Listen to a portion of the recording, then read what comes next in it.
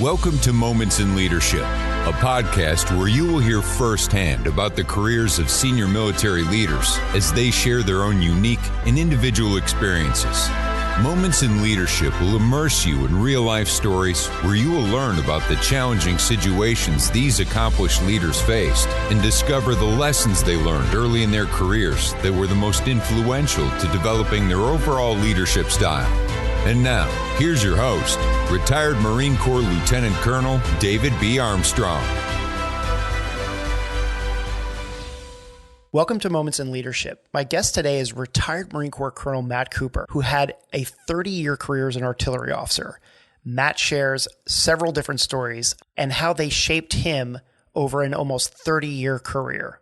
Matt shares his very first introduction and a colorful exchange with his commanding officer over Naval Academy grads. He then goes on to talk about some of the lessons he learned when he was in the Oklahoma City bombing. Matt then goes on to talk about a few different parts of his career as an instructor and as a commander under a battalion commander who was less than stellar, and then 2 deployments to Iraq where he learned several different lessons that combined everything he had learned earlier in his career with an overall leadership style that he applied in his final tour as the commanding officer of 1st Anglico. Stick around till the end. Matt has a very interesting perspective on leadership and shares a leadership trait that he feels is very critical to anyone's success as a leader, but it won't be found in any books. So with no further ado, here's retired Marine Corps Colonel Matt Cooper. Matt, welcome and thanks for being a guinea pig on my first episode. Dave, it's an honor and a privilege to be here. I appreciate you inviting me. I'm happy to be the guinea pig, and I feel like any time I get to spend with you is good time, and I look forward to our conversation. Well, obviously I know a lot about your career, but I thought a good place to start the episode would be to ask you to kind of go back and give us a highlight, a short recap of your career, starting with, where were you born and raised, and then take it from there for us. Sure. So I was born in Arkansas, and I grew up in a town called Conway, Arkansas, not too far from our capital city of Little Rock. As I was growing up, going through school, normal high school experiences and whatnot, it was always my intent that I would wind up at the University of Arkansas, where my father had gone to school, where I've always been a huge fan. But I had a counselor in high school who suggested that I cast my net a little bit more widely. He pulled me aside one day and said, look, you've got grades, you've got SAT scores, you've got athletics, you should look at your options. And I had 2 cousins older than me who had graduated from West Point, and I admired those guys greatly. And so I thought it would be cool to be like them, but not just like them. So one day I just pulled the Naval Academy catalog off my counselor's shelf, took it home and read it. And the next morning I went downstairs for breakfast and I told my mom and dad I was going to the Naval Academy. They were in shock, to say the least, but they soon realized what an opportunity it was, and they were very supportive. And so I went off to the Naval Academy in 1986. Shortly upon arrival, I made the determination that I was going to select my commission to be in the Marine Corps. When I looked at those guys and I watched those guys, I felt like it's where I needed to be and where I would best fit in. So I never looked back on that, even though during that short time, that 4 years that I was at the Naval Academy, I had to do something unusual, along with the classes that were right around me, 89, 90, 91. I went to OCS as well as the normal stuff at the Naval Academy. It was all worth it. After graduating, I took my commission in the Marine Corps. I was commissioned as an artillery officer coming out of the basic school. First duty station, as you know well, was in 29 Palms with 5th Battalion, 11th Marines, which was just a phenomenal time. After that, I went to recruiting duty in Oklahoma City, which I tell people in my almost 25 years in the Marine Corps, there was only one 2.5-year stretch that I wasn't either in the capital region of Washington, D.C. in Quantico or in Southern California. And that was that period in the mid-90s in Oklahoma City on recruiting duty, which was a very unique experience as well. And then from there, my career, for the most part, followed your basic ground officer, a ground combat officer career path. I would do a fleet tour, or not in the operating forces, as we call it, which in the case of myself and you was an the artillery field. And then from there, I would go to a support job for a few years, the best of which was in my time as an instructor at the Marine Corps Captain's Career Course, where as a major, I spent 3 years, and every year I had basically a generational group of captains come through that I got to know very well and made some tremendous relationships there with those guys, not just teaching, but learning from them for sure. And then I went back to the operating forces at about the time the war really started hitting its peak in Iraq. I was a second in command, or the executive officers, we call it in the Marine Corps, for 2nd Battalion, 11th Marines. Worked for a guy who was my mentor and just one of my most trusted advisors of all time. A guy named Mike Frazier. He was our commanding officer. So we spent a year together, 7 months of which was in Ramadi in 2004 in Fallujah. Very challenging times, but very rewarding times. Came back, spent a little bit of time on the 1st Marine Division staff, then took command of an organization called First Air Naval Gunfire Liaison Company, and we can get into that later.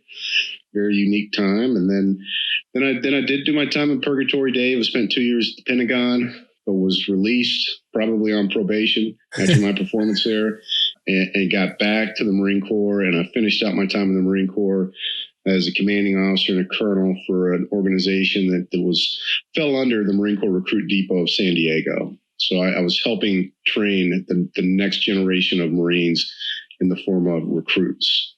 And then that was it. And you retired from there. And what year was that? That was in 2014.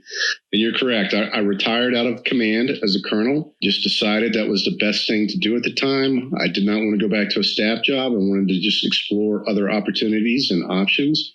So I handed off my guide on to my replacement, and I left the Marine Corps.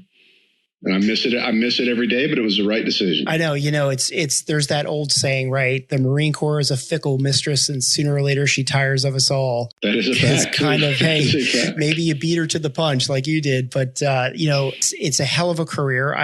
Like you said earlier, our paths have crossed a few times, but I didn't know you until after your time at the Naval Academy. And you made that interesting comment about how you did something different than what most people did by going to officer candidate school, which is, as most people know, is I will take some liberties here and probably open myself up to a blasting from all the enlisted Marines who are listening to this, but it's kind of our version of boot camp. It wasn't normal for Naval Academy guys to go there, right? Is that what you're saying? That's right. There was only a short window. Graduating classes of 1989, 1990, and 1991.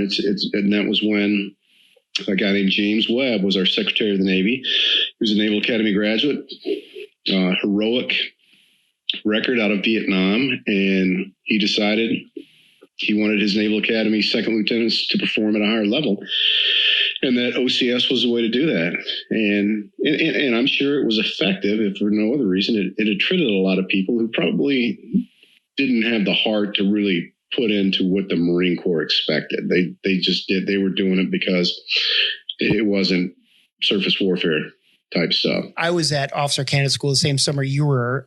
We were not in the same company together, but I had some Naval Academy guys in my class too, which was interesting because their immersion in the military was so much deeper than mine as an ROTC guy.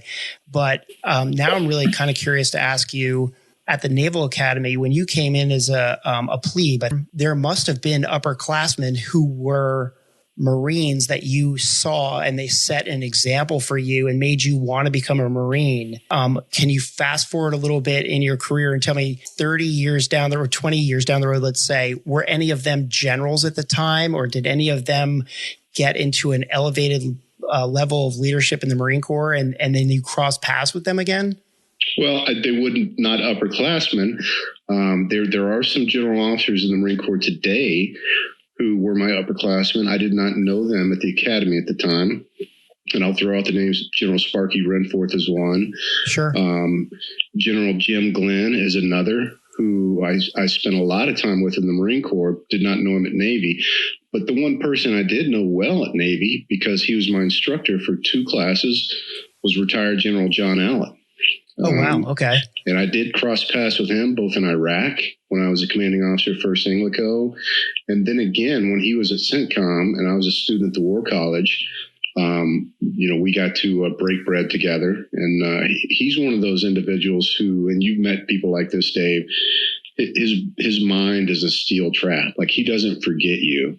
It's one of those qualities that I am most jealous of when I see in other people, and like why he would remember me from the late 80s, but he did.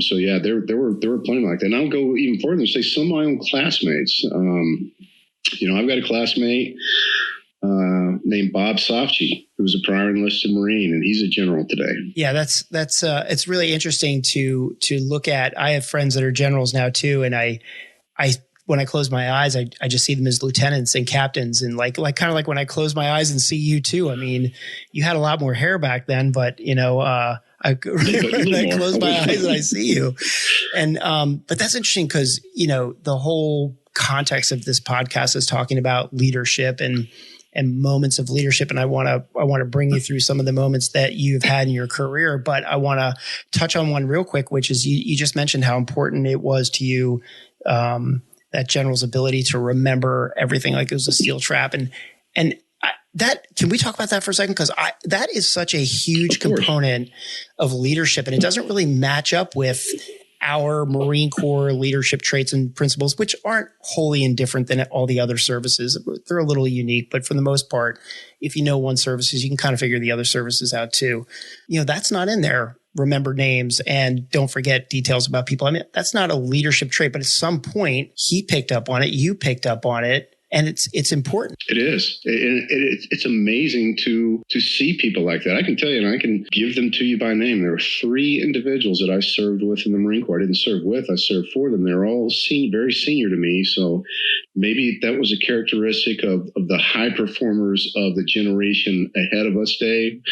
But in addition to John Allen, retired General Joe Dunford could do it. Like nobody I've ever seen, and retired General Tom Jones, who was the director of the captain's career course when I came through as a student, could do it. And it was amazing. That's great. I'm glad I never served with any of those officers because they'd probably remember everything about me to be all bad stuff. So yeah, don't forget that stuff either. Well, yeah. That's great. So let's talk about how our career paths crossed for a while, because you and I had some very interesting shared unique experiences in a unit together that I know from just sitting around and drinking beers with you and laughing a little bit. You and I had some really formative moments together, not side by side, but together in that unit that I think were really instrumental in shaping both of our leadership styles well into our adult years, and certainly throughout your career. And I will tell you, certainly in my, civilian career and my reserve career as well, the standard that was set by the officers that were leading us when we were young lieutenants, I think is worthy of a good conversation. And maybe that's a good place for you to start in an attempt to share some of the moments that you have had over your career that you strung together, that crystallized those lessons that you learned, and where you kind of came out on the back end with your own leadership style as a guy who served almost 30 years. Sure. So what I would say is, if we take a step back and look at the concept of leadership holistically, this is just my opinion and my observation over many years, is I feel like leadership is either good or it's bad. There really is no in between, because if you're not leading, you're just not leading. It's either positive, good leadership that affects the whole of the organization and moves the organization forward, or it's negative leadership, which more often than not is focused on self, which detracts from the accomplishments of the organization. I was fortunate, and I would even say you were fortunate, I believe this, is that more often than not, in the Marine Corps, we had the pleasure of good leadership, more often than not. Not always, but more often than not. And as I reflect back on my experiences, the one thing I've kind of come to believe is that I, at least initially, took good leadership for granted. And what I mean by that is because of the first experience that you and I had when we checked into 5th Battalion, 11th Marines, and we were surrounded by good leaders. I just assumed that was the way it was going to be all the time. Yes. And that's interesting. And I thought that for a while. So I think one, good leadership, at least in my personal doings, was taken for granted for a while. The other thing I've realized over the years is that even though I did not recognize it at the time, when I reflect back, I see myself trying to emulate the people that I saw as good leaders, even though I wasn't doing it consciously. A guy like James Socklaven, a guy from Texas A&M, who was just, to me, a magnificent leader. And I would find myself like, reflecting back, like I stole that out of James Socklaven's book. And I didn't even know it at the time. But the bigger thing to me, Dave, is that when you are confronted with bad leadership, and we can get into some stories and some anecdotes, real world anecdotes, those are the guys who give you pause and make you sit up. Because for guys like you and me and the majority of the people who wear our uniform, and I think the majority of people who want to succeed every single day, when you experience somebody like that, you take note because you want to be so conscious about, I'm not going to be that guy. I'm not going to do that. Nobody's ever going to compare me to him. And that's sort of what I've, come to take away from my 25 years in the Marine Corps. So if we go back to, just a quick story about Colonel James Socklaven, who, another retired colonel. He was our 1st Battalion commander. He was Lieutenant Colonel and CO, commanding officer, 5th Battalion, 11th Marines, when young 2nd Lieutenant Armstrong and 2nd Lieutenant Cooper checked into the battalion. And I will never forget this. So I go check in with the XO. His name was Dave Shumick. Recently passed away. God rest him. And he sends me in to see the colonel. And I go in with my OQR, which is the officer's qualification record, because back then everything was hard copy, right? And it was a folder. And we were 2nd lieutenants. We hadn't done anything. So there were literally like 2 pages in there of where I'd gone to school, what my degree was in, and where I'd finished at the basic school in Fort Sill. Right. That's it. But I'm not kidding you. I stood there at the position of attention for what seemed like 15 minutes while Colonel Socklaven looked at those 2 pages. I mean, he just took forever. And I realized now what he was doing. When he finally looked up, he said, "Lieutenant, stand at ease." And I went to a modified parade rest. And he said, "Son, you went to the Naval Academy?" And I said, "Yes, sir, I did." And he said, "Well, in my experience, 2 kinds of officers come out of the Naval Academy: shit hot and pieces of shit. And I suggest you decide right now which one you're going to be." Wow. I don't know if I ever heard that story. Yeah. And it stuck with me. And it's funny. We crossed paths at a reunion years later, and he remembered saying it. And it didn't insult me. It didn't offend me. I knew even at that point in time that there was, I don't know that animus is the right word, but there was skepticism. Some Marine Corps or artillery or academy graduates coming into the Marine Corps based on what was the driving force that led them to service like Marine Corps, and some underperformed. Some were there to do their time and move on. And so I understood what he was doing and how he was doing it. And, in this day and age, in the year 2021, it seems a little harsh. Maybe it wouldn't fly as well, but back then I knew exactly what he was doing, and I admired him for it. And I think his leadership was as high quality as anybody I ever saw in my 25 years. And again, my takeaway from that was it lulled me into a false sense that it was always going to be like that. Throughout 5/11, you had a couple of commanding officers, though. I think you were lucky enough to have experienced a pretty steady group of good leaders. And so I can see, because I had a little bit of a different experience, I can see how you would look at that and say, this is the way it is everywhere. And even though you and I were in 5/11 at the same time for a while, we separated a little bit because you ended up going on a deployment over to Okinawa. So there was a time in 5/11 that even though we were in the same unit, we didn't serve together. It's interesting because I look back on 5/11 as well, and I think the same thing. Some of the guys that were there were such outstanding leaders that they imprinted in ways that I still carry forward through to this day. And I will say that, then Captain Rob Davis was probably one of the most influential people in my life. And he probably doesn't even know that. I share that sentiment with you about the leaders in that unit kind of setting the expectation that it was going to be like that. And you and I both went on to find out that it's really not like that.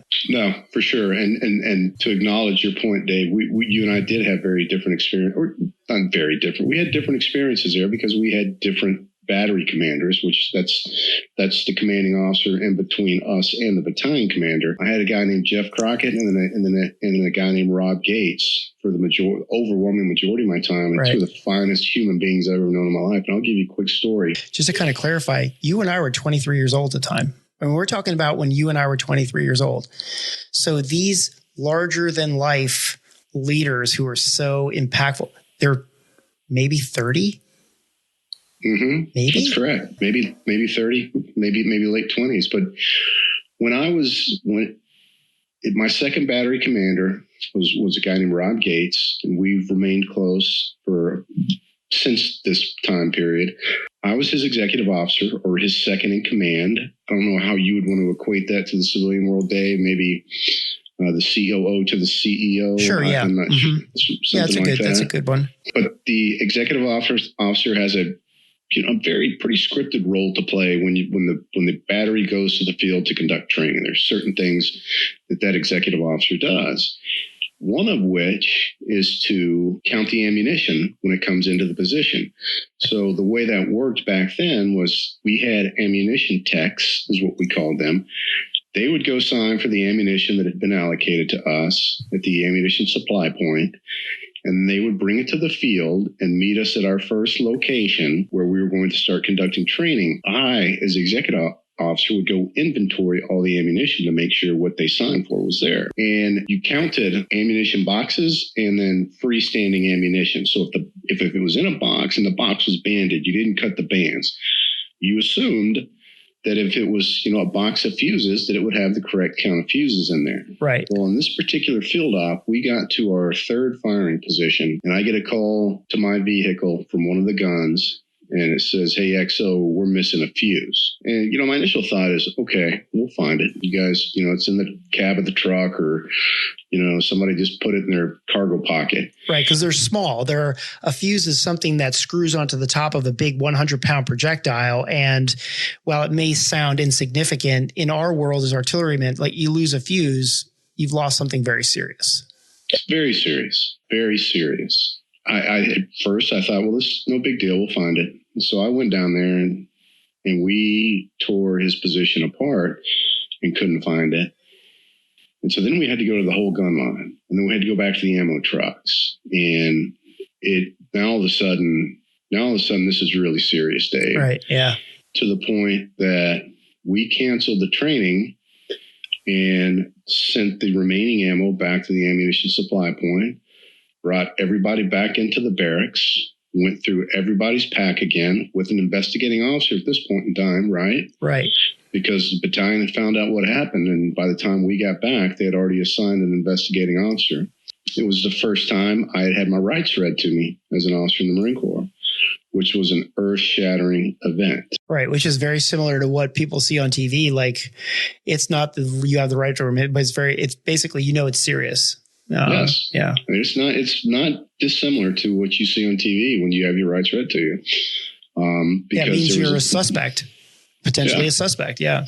Yeah, and you have rights under the Uniform Code of Military Justice, just like a civilian does under the Constitution. It's similar but different. And I was distraught because, again, I was the executive officer. It was my responsibility to ensure an accurate count of ammunition. And we had gone through every Marine's personal effects, and that fuse was not found. I knew exactly what had happened, but there was no way to prove it, and that is the individuals at the ammo supply point made a mistake. And when they were reboxing fuses and rebanded it, they missed one. Now, could you prove it? No. But I was distraught for a couple of days waiting on the results of the investigation. And I'll never forget, I got home back to my apartment on, I guess, day 2. It was probably 1900 at night. My phone rings. This is, again, landline, no caller ID. I answer the phone, and it's my battery commander, Rob Gates. He said, I'll never forget this. He said, "Hey, XO, listen," he goes, "You need to snap the fuck out of it and get back to being yourself." He goes, "If these guys want to hang us, they can piss up the rope first because we didn't do anything wrong." He said, "So quit dragging your ass around with your head down and then start being my XO immediately." I'm just like, wow. And what an amazing guy, because you and I both, Dave, we had worked with other people before and after that.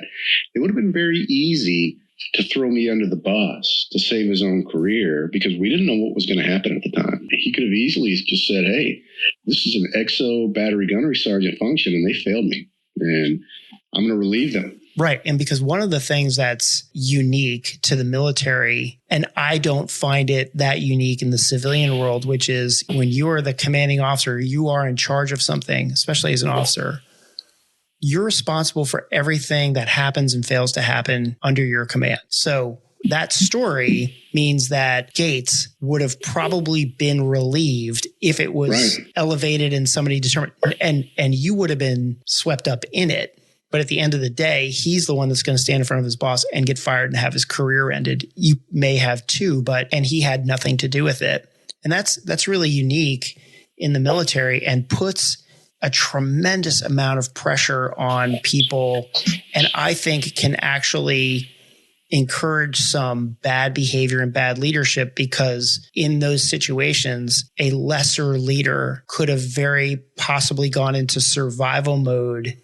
Bingo. And not done the right thing because he had an incentive that wasn't aligned with what he should have been doing. That's exactly the term I was looking for, survival mode. And Rob Gates didn't do it. He made the clear and conscious decision that if my executive officer is going to go down, I'm going to go down with him because I believe in him. Right. It meant a lot to me then, and to this day, it still does. Yeah. Well, and it sounds like that was one of your very early moments, right? One of your moments in leadership where you got imprinted upon you, and it wasn't really explicit. It was an observation. It wasn't, no one sat you down and said, this is the way to be a good leader. It was observational. Absolutely. But that was, that was a very defining point for me in terms of, okay, who am I going to be and who am I going to be like? Who does things that I want to be? I want people to say, hey, he's kind of like Rob Gates, or he's kind of like Jim Socklaven. I never wanted to be somebody else, but I certainly wanted to take good things that they demonstrated on a daily basis and emulate them the best I could. Yeah, it's that's interesting because and we're going to talk more about leadership traits and principles over the course of this whole thing. But one of the things that I find as a huge component of leadership that isn't part of our, you open up a book and you read about leadership, it's the leaders who had the ability to be themselves and act like themselves, rather than put on some sort of facade of leadership, some, big boisterous, full of gung-ho, let's call it. It's always the guys that make the impression on you and set a good example in a way that they're not trying to teach you anything. They're just being themselves and being good leaders. And it's the authenticity of that really impacts. Well, it really impacted me when I worked with really genuine people. And it sounds like, this was an example of that too, and a serious moment for you. I agree so much with everything you just said. And I was going to hit on that too, that authenticity and being yourself is so key and critical, in my opinion, to successful leadership, because to do something else is to assume your people are stupid and they won't see through it. And they're not, and they will see through it. And they will quickly realize that you're putting on a show, and the response will not be what you hope to see. So from 5/11, you and I both went our separate ways. It's actually worth mentioning that you and I lived together for a while when we were lieutenants, and that was fun. We had a great time. And before we move on from 5/11, I want to give a shout out a little bit to some of the guys from 5/11, because I'll tell you, and I know you agree with this, but what a fantastic group of guys. What an amazing, and we're all still friends for the most part. Mm-hmm. There are different rings, I think, of people that we're all still in touch with, but you're in touch with guys from 5/11 that I'm not, and vice versa. But if we all got together, just what a great group of people, not only the lieutenants, but the staff NCOs, right? Yeah. So before we move on from the 5/11 days, I'm wondering if you can talk a little bit about some of the moments you had as a brand new officer, as a second lieutenant, with some of the fantastic staff non-commissioned officers that we had in that unit, because we had a lot. Sure. And I think I probably had more than my fair share in Quebec battery. And when I say that, I mean, we had staff NCOs, and here's what they taught me, and I always carried this forward, is we had staff NCOs who felt compelled and obligated to train their lieutenants. Mm-hmm. And until that lieutenant shut them down and proved that he was not going to listen to them because they weren't commissioned officers, they would go out of their way to teach you, to train you, to show you how to do it better, and to show you how to take care of the Marines in a way that was both functional and yet at the same time held the Marines accountable. I'll tell you a story, and I don't know about you, Fort Sill, when we went through our schooling, our artillery school, there was just so much being thrown at you that, I got to a point where I just got to pass this test. I just got to pass this test so I can graduate. And there were some things I didn't learn. One of the things I didn't really have a mastery of when I left Fort Sill in the artillery school was shifting trails. And what that means to the folks who aren't artillerymen, and most will not be, is that it's basically when you take your howitzer and you spin it around so much that you basically lose your sight picture, and you have to redefine or reestablish your sight picture. I did not understand how to do that. And in 30 minutes in the back of a Humvee in 29 Palms, California, in a pouring rain, Staff Sergeant Joe Oliva on an MRE box taught me how to do that, and it made such perfect sense. And from that day on, I was a master of it. The light bulb came on. It's like, I spent 3 weeks trying to grasp this with a gunnery instructor at Fort Sill and never understood it. Now, 30 minutes in the backseat of a Humvee with a staff sergeant in the pouring rain, just drawing it out for me and what it looks like and what you're doing. It's like, I totally get it. And I have countless stories about staff NCOs like that. And that's what I would always, and the times that I was fortunate to be in command going forward from there, Dave, I would tell my staff NCOs, I consider it your sacred obligation to train my lieutenants and my junior officers. And if you get to a point where they're refusing to accept your training, you come talk to me or the sergeant major, because I'll deal with that separately. Don't think I don't consider it your responsibility, because you guys have a wealth of knowledge that these guys are not going to pick up in a schoolhouse. Right. Can you recall any instances where a staff NCO actually did come to you and say, hey, officer so-and-so is, you told me to come see you if I'm dealing with an officer who is not listening to me? Did that ever happen? And if it did, how did you address it with the officer? Yeah, it did happen. It did happen. And in fact, it happened to the staff NCO that I'm closer to than any other in the world. And one of my officers who just didn't want to listen, didn't want to take the advice of the staff NCO. And, the thing that really made me sad is this guy was not a bad officer. He was hard-headed and thought he was smarter than everybody. And I pulled him aside and I counseled on it. And I said, this is going to ultimately show up as a weakness even more so than it is right now. And it's going to cost you moving forward in the future as you grow in the Marine Corps, because when you stop listening to people, they stop talking. And that's the last thing on this earth that you want to have happen to you as a commander in the Marine Corps. What rank, roughly? Young officer or? Yeah, he was a captain. Captain, okay. He was one of my Anglo guys. Okay, yeah. So he had some lieutenant time, but wasn't brand new. That's interesting. He was a young captain, pre-battery command. Just like, most of those guys that show up to Anglico are. Right. And we're going to get to Anglico in a few minutes, but we'll kind of wrap up with 511 because, what I heard you say was you had some fantastic moments with your battery commander. You had some fantastic moments with other officers, especially your check-in.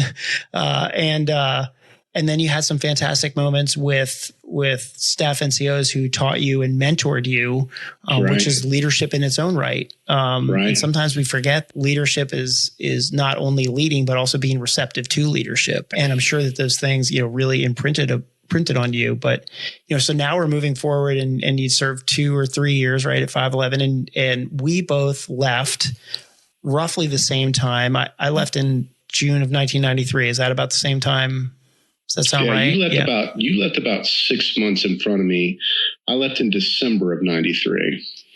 So you were at Anglico for about 6 months before I left the battalion. Okay. And then when you left the battalion, then your next this was the Oklahoma City posting that you were talking about before, where you, this was one of your very few times outside of California or the National Capital Region where you served. Correct. And that was obviously not something that you were ever expecting to experience that you did. Your leadership, your mettle were tested during your time there because you were actually in the Oklahoma City building when it was attacked and the bomb went off. I don't think that you were ever thinking, or anybody was ever thinking, that that would have ever happened, let alone be the moment in time where your leadership and your guts were tested, but they were. For sure. So when it came time for me to leave 5th Battalion, 11th Marines, like I said, you had already gone. And when I was told, hey, you need to call the monitor, and for those folks who aren't in the Marine Corps, don't understand what that is, the monitor is an individual at Quantico, at headquarters of the Marine Corps, who basically controls the assignments for officers when they move from one job to another. And I called this individual, and he said, look, he goes, I can offer you the recruit depot, or I've got a list of recruiting stations. He goes, don't ask for anything else. If you're not interested, put in your papers and move on down the road. And that's a true story. And Rob Gates, my battery commander, who we talked about, he had been on recruiting duty. And he said, he told me, he said, XL, I think you should go on recruiting duty. There is just more growth and learning for an officer there than there is at MCRD. And so all I did, Dave, was I got the list of recruiting stations that had openings, and I picked the one closest to Arkansas that I could find, because I thought, well, if I'm going to do this, might as well get close to home, where I can maybe spend some time on the weekends with my family and, see my friends that I grew up with from time to time. So I picked Oklahoma City. And our region covered all of Oklahoma and the southern 1/3 of Kansas. That was our recruiting territory. And of course, I didn't know what recruiting in the mid-90s was going to be like at that time. But you recall, and your listeners will as well, we were going through a tremendous downsizing. The military was not looked upon favorably. Recruiting just fell into a dismal period where it was extremely difficult to make our assigned mission. And I did not get time to go see my family. You worked every weekend. Sundays were off, but that's about it. So it was a challenging time. But just like everywhere else I've been, the Marines were good. The overwhelming majority of them wanted to succeed and perform their assigned mission in a manner that would reflect positively upon them and our unit and the Marine Corps. It was just a very challenging time. Right. And it must have been a whole different level of leadership to be leading staff NCOs and some officers as well in the mission of recruiting, which in civilian world is synonymous with sales. I mean, it's essentially sales, right? You are selling somebody on the opportunity to join the Marine Corps and all of the great things the Marine Corps has to offer, right?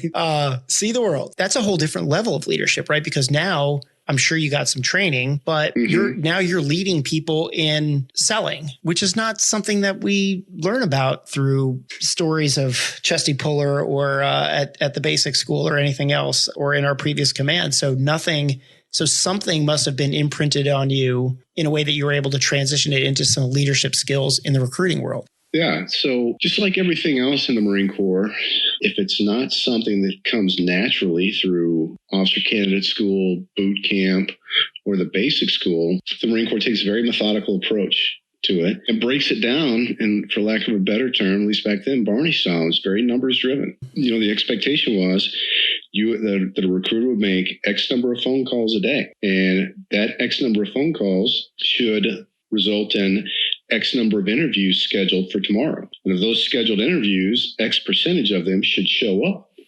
And of those who show up for the interview, you should be able to convince X percentage of those guys to go take the ASVAB and take a physical. And so it just went down from there until you got somebody to sign up. It came naturally to some guys. Most of them it didn't. The data show that the Marines who followed the script could be successful. Some areas were much easier to recruit than others. If you're in South Texas, that's a much easier place to recruit. Certain areas in Oklahoma. I mean, there's a cultural bias towards the Marine Corps in some groups within the United States where sometimes your dad would bring the kid in and say, he's going to be a Marine. Right. but a lot of times there's a lot more hard work than that. And sure.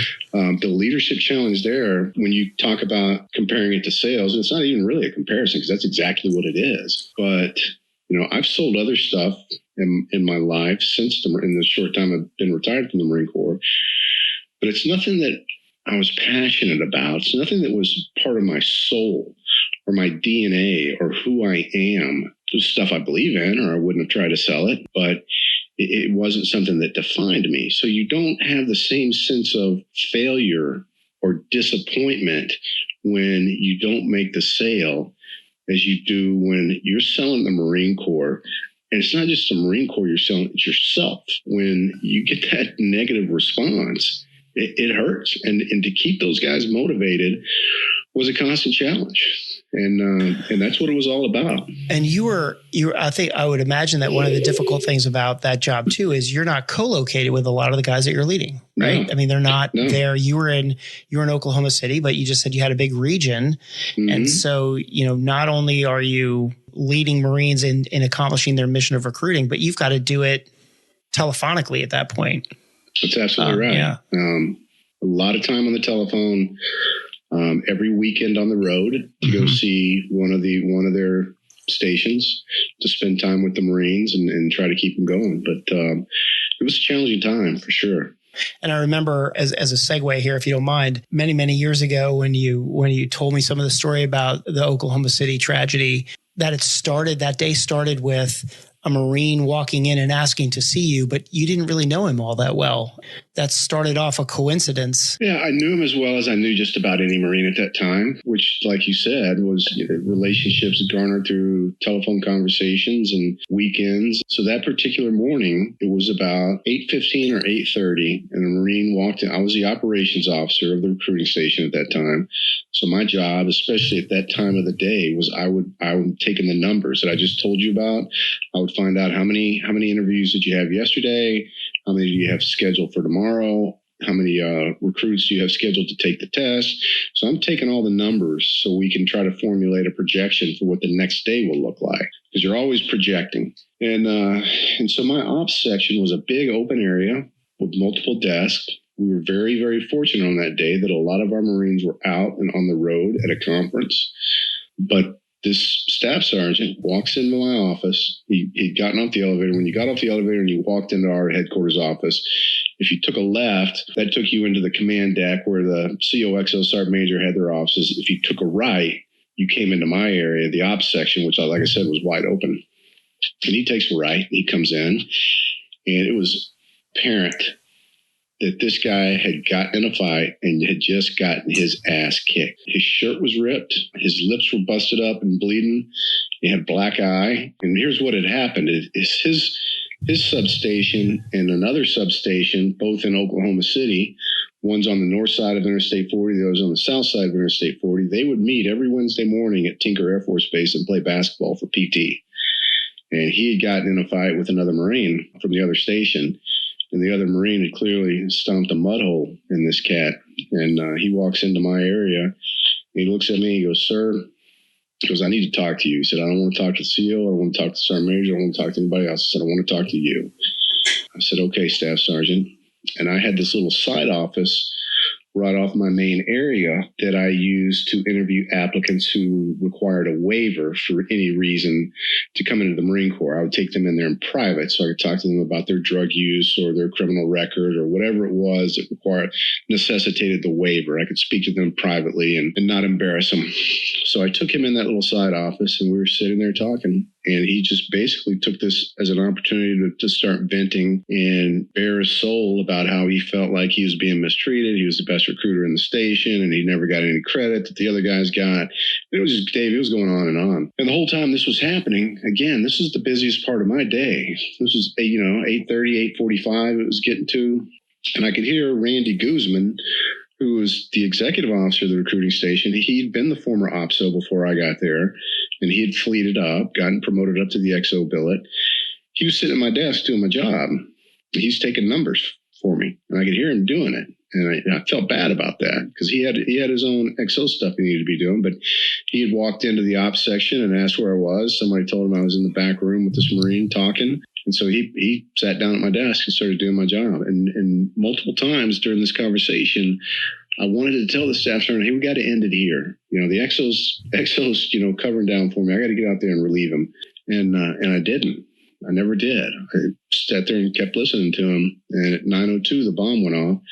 And Randy Guzman was killed sitting at my desk, and my ops chief, Ben Davis, was killed sitting at his desk, which was only about 10 feet away. And the staff sergeant and I were spared because we were right on the edge of the area of the building that did not collapse, not pancake down. So, yeah, and I hesitated for many years to tell that story because I didn't know how much Randy Guzman's family knew about it, but I came to find out they knew, and they certainly didn't blame me. It wasn't anything that I had done, but still, it was a pretty heavy, deal. And the rest of that day is sort of just a blur and sort of, goes into history. One thing I will tell you about the Marine Corps, and I don't know if this can translate specifically to other walks of life or whatnot, is that the training you receive is real, it is legitimate, and it will get you through if you trust it. At that point in time, I had not seen combat. I had not seen anything that remotely resembled combat. If you recall, by this time, you had been to Somalia. I didn't do that. I didn't do any of that stuff. But I felt like when that happened, your instincts kick in, and if you trust them, they will get you through. There was another Marine, a sergeant, a guy named Tad Snedeker, who, like me, was the least wounded of all the Marines. And we had one civilian in there at the time, least wounded. And so we just started getting people out of the building. Well, the first thing we did was we conducted an assessment of who's missing. And we determined Randy and Ben were missing. So we got everybody out who was still up there, which included digging, no kidding, digging some people out of a lot of concrete. And how high up were you in the building? We were on the 6th floor. 6th floor, okay. Once we got everybody out, we turned to try to see if we could figure out where Ben and Randy might have wound up, which of course we couldn't. And within 30 minutes, we were escorted, basically under guard. We were told to either leave the building or be arrested. They thought there was a second bomb, and we told them we can't leave. We've got 2 Marines missing. These are Oklahoma City's, finance. We're like, guys, you got to leave, or you're gonna leave with cuffs on.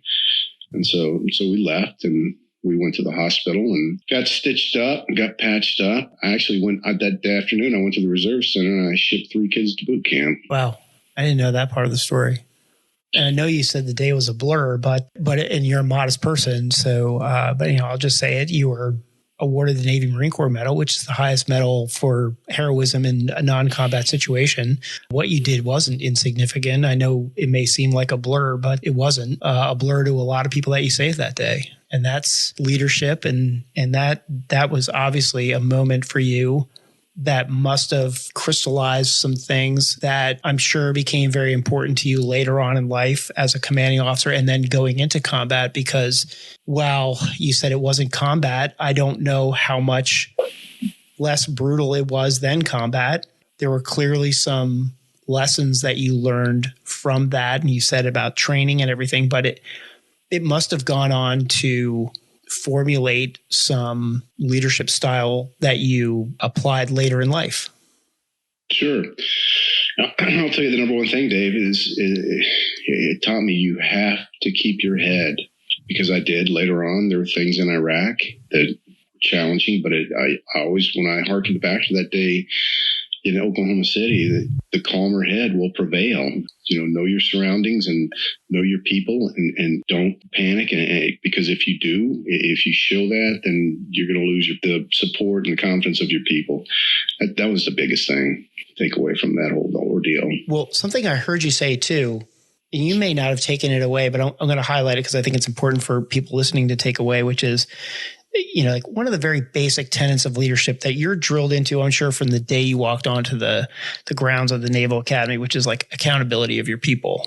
When that happened in Oklahoma City, the tragedy, your first reaction was to rely on your training. And the first thing you thought about was accountability of my people. And I don't know if that is something that people would naturally think about had they not been a part of an organization that drilled that in as leadership. And when you say you relied on your training and you trusted your training, that obviously kicked in. For as little, as small of a thing as that may sound like accountability of your people, it was one of your first instincts. Oh, it was the very first instinct.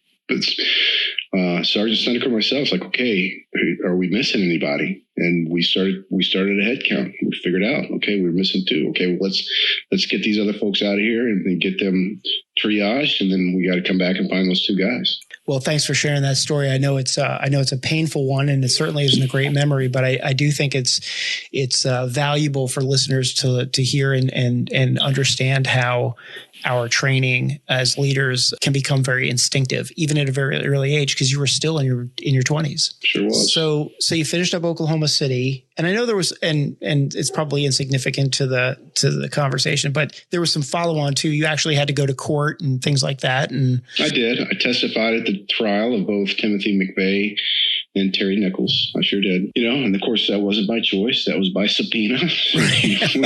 Got subpoenaed, you go. Well, I wouldn't see you denying going in there and testifying against them, but yeah, I know what you mean.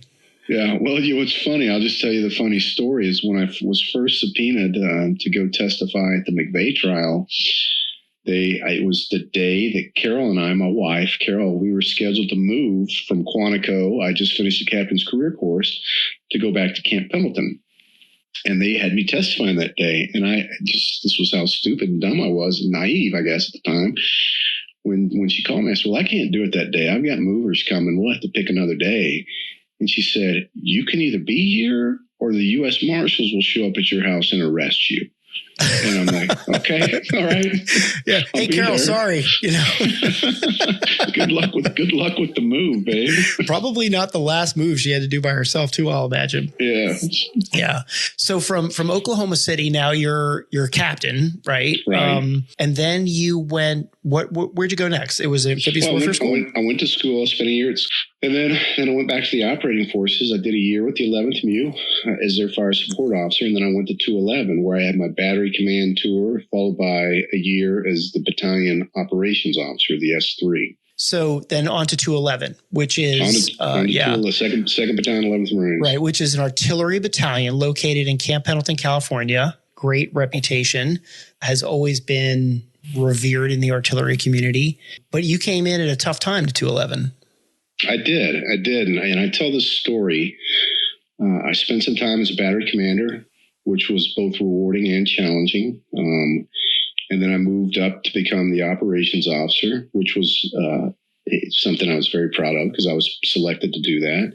But I tell people, I mean, the takeaways from this era, this point of my career, are so concrete to me that when you're weak at the top, I mean, weak at the very top and really weak, it is so hard to impossible to get out of the downward spiral, to succeed, to insulate your people from what they see.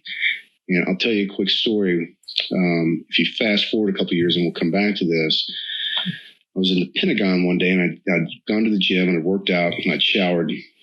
I was getting dressed, and who walks up, takes a locker right next to me, but a guy named Joe Dunford, who at that time was the ACMAC at the time, and we're talking, and the name Brad Hall came up. And Brad Hall's a peer of mine. You know him well. I can't remember why his name had come up. General Dunford had just run into him or something.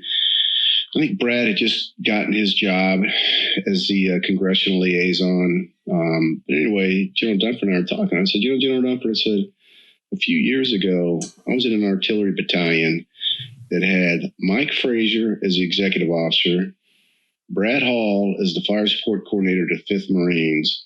I was the operations officer, and Mike Grice was the battalion S4.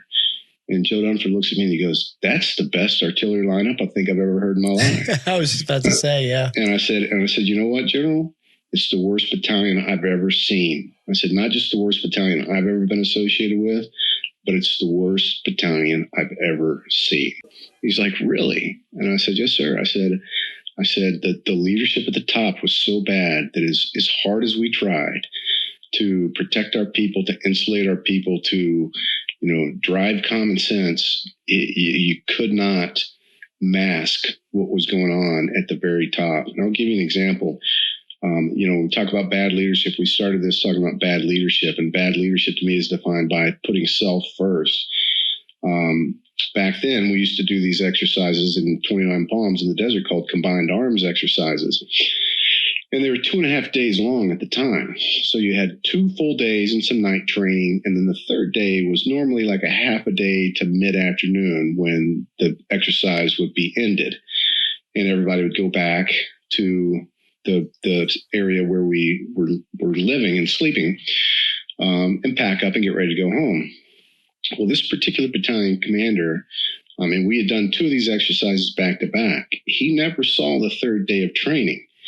And the reason for that is because he had to get back to the camp first so he could use the showers before all the Marines got there, because he felt it was beneath him to use a dirty shower or to shower with Marines. Wow. And so when I would roll in with Mike Frazier and my ops chief and Mike Grice, because we would be the last vehicle in because we would wait for the guys to pick up all the trash, he would be sitting there in a lawn chair, a civilian lawn chair, wearing aviator glasses and just his silky shorts, sunbathing as we all drove in, surveying it. And you can't hide that from the Marines. You can't.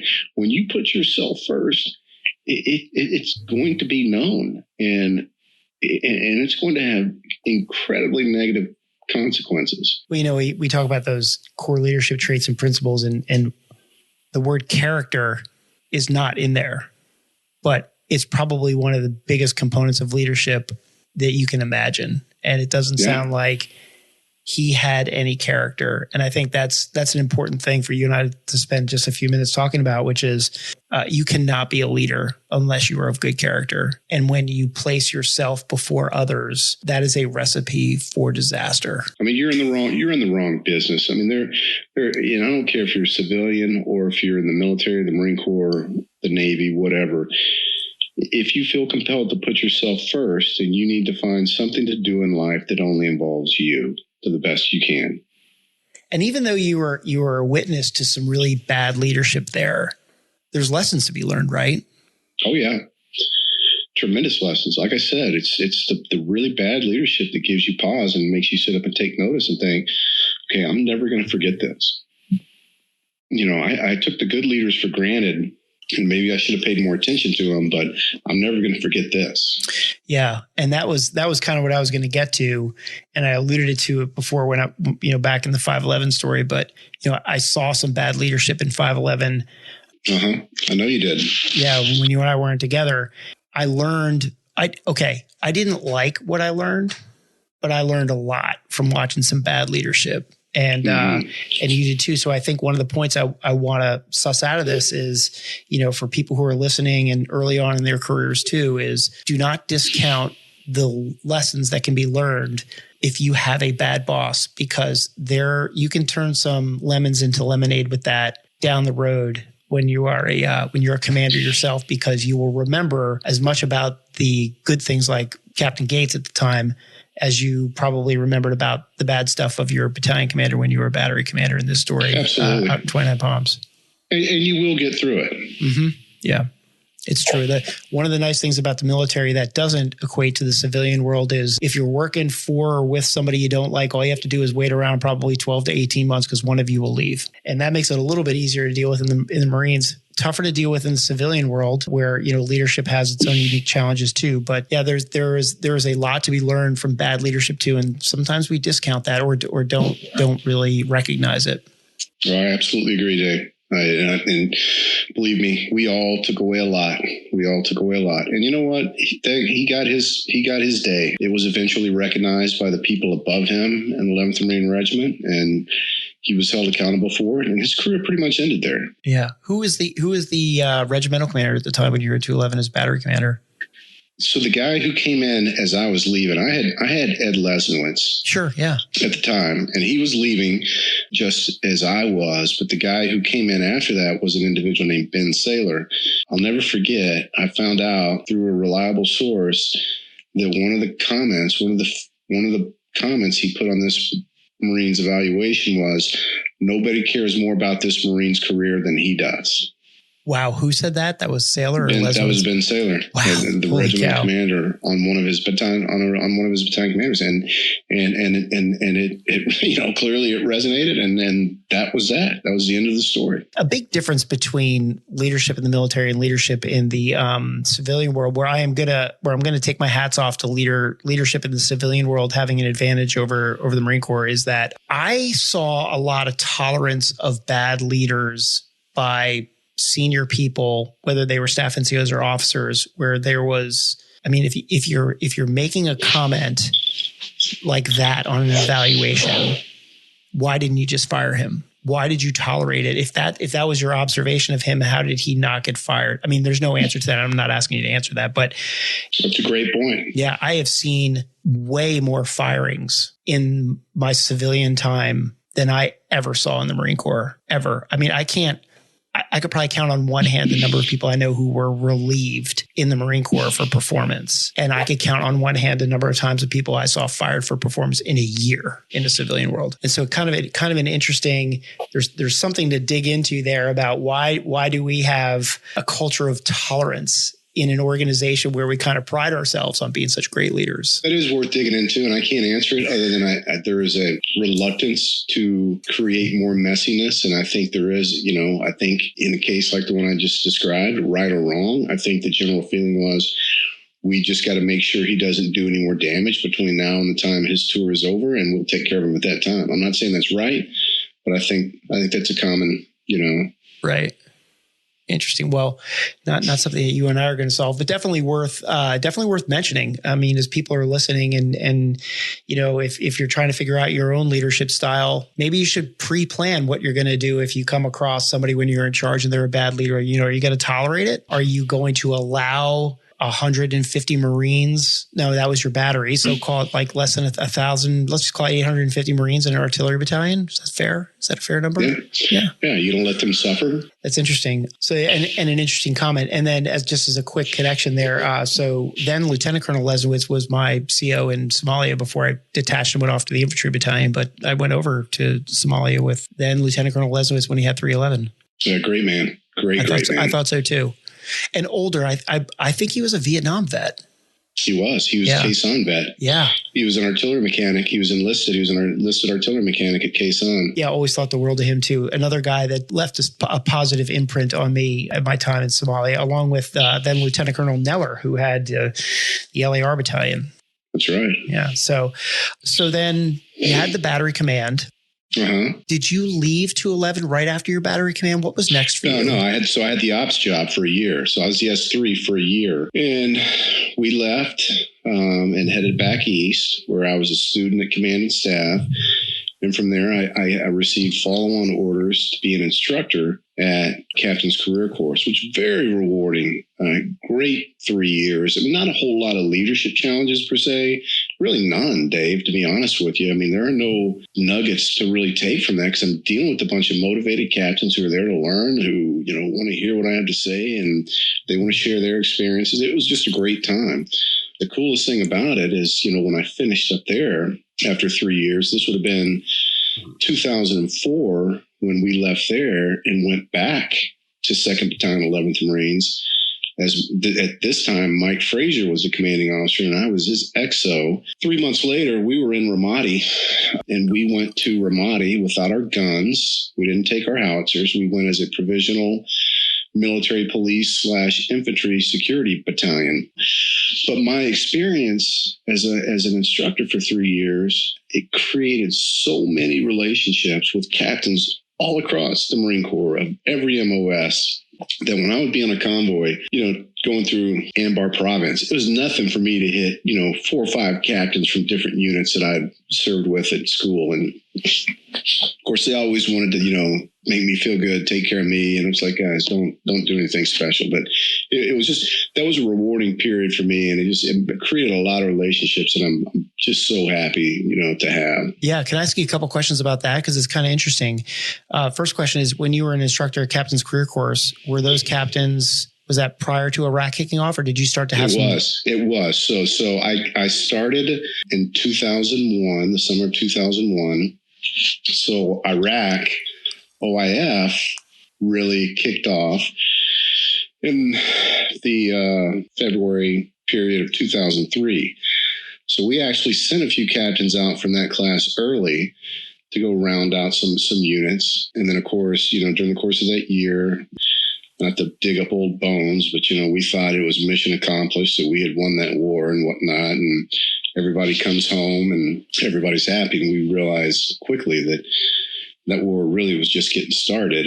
And so the following summer in 2004 is when I left. And that's when the Marine Corps really established a heavy footprint around that time, early 2004, in Anbar Province, taking over for the 82nd Airborne Division. And we were there for a number of years after that. Right. So none of your captains were post-Iraq? No. Okay. Nope. So question for you on that. You're a major at the time, right? Yeah. As an instructor? Okay. So you've got a bunch of captains. I'm just going to close my eyes and imagine you stand in front of a classroom of 25 captains, of pilots, infantry, like across the board, right? All. So you have no opportunity to really observe them in leadership roles. No. Other than their own personal behavior. That is exactly spot on. You're spot on. And in an academic environment, how or were you able to assess their leadership just based on those observations, even though it was just in a classroom? Like, was there an opportunity to say, like, Captain Jones over here is such a fantastic leader? Did you still see those captains you just kind of knew? Yeah, absolutely, David. Don't bear in mind. And how did you know that then? That's kind of what I want to get to. By that point in time, again, I'd spent 12, 14 years in the Marine Corps, and you could see, even in a classroom environment, you could see selflessness rise. You could see work ethic rise. And I would say, you could, and I did. I would look at a captain and I would think, this guy's going to fail. And I had one who was just so lazy. We shouldn't have graduated him. And I recommended to the director we not graduate him, but we did. And, he did the right thing. He did another year or two in the Marine Corps and got out. But yeah, you could absolutely see it. They weren't evaluated on it, but you could certainly see it. And you could see the guys who carried themselves and had the respect and admiration of their classmates, and who would go the extra mile because, hey, I know a little bit more about this than you do. So let me help you out here. Yeah,